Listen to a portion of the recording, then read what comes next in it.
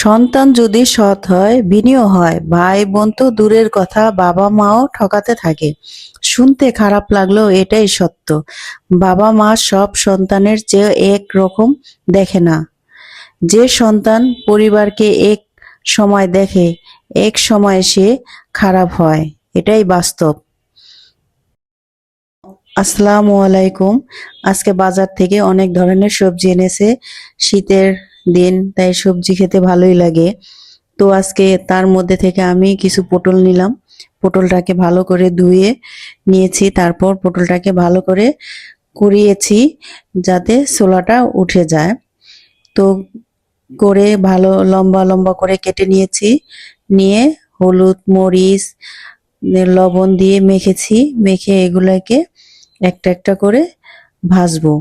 তো আমি প্রথমে ফ্রাই প্যানটাকে চুলায় দিলাম, তেল দিলাম, দেওয়ার পর পটলটাকে আস্তে আস্তে একটা একটা করে আমি চুলায় ফ্রাই প্যানে সাজিয়ে দেব, যাতে এটাকে ভাজবো। ভাজা হয়ে গেলে আমি এগুলোকে উল্টিয়ে দিব একটা একটা করে।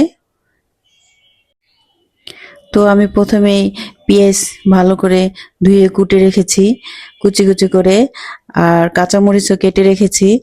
এই পটল ভাজা হলে আমি পেঁয়াজটাকেও ভাজবো। তো এইভাবে আমি পটল ভাজা খাই, আপনারাও খেয়ে দেখবেন, ভালো লাগে। যেহেতু শীতের দিন, শীতের সবজি খেতে ভালোই লাগে। আপনারা খেয়ে দেখবেন এইভাবে পটল ভেজে।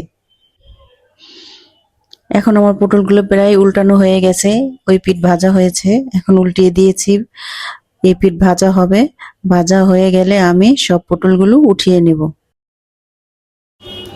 আসলে ঢাকা শহর শীত অত অনুভব করা যায় না, গ্রাম অঞ্চলে প্রচুর শীত, ভালো লাগে। পিঠা পায়েস খেতে ভালো লাগে। গ্রামে ছুটির শেষে, বাচ্চাদের পরীক্ষা শেষে সবাই ঘুরতে যায় একসাথে, ফ্যামিলি নিয়ে গ্রামে থাকে, ভাল লাগে। তো ইনশাল্লাহ আমরাও যাব, পরীক্ষা শেষ হলে, মেয়ের পরীক্ষা শেষ হলে আমরাও যাব দেশে।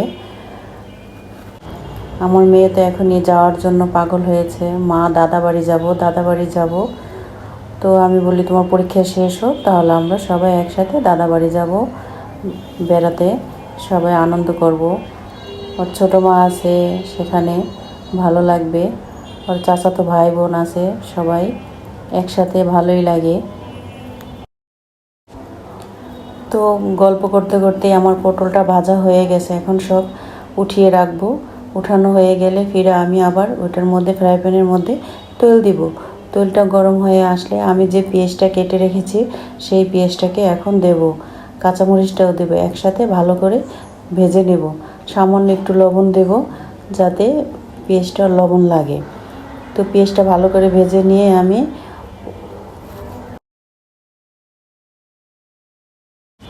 কাঁচামরিচটা দিলে একটু ঝাল ঝাল লাগে, ভালো লাগে খেতে।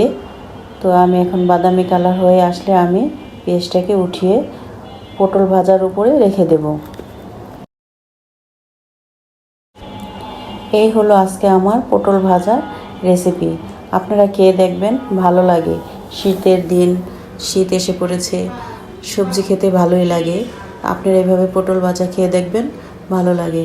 যাই হোক, আমার রান্নাটা প্রায় শেষ। তো এইভাবে আপনারাও রান্না করে খেয়ে দেখবেন। এই হলো আমার পটল ভাজার রেসিপি।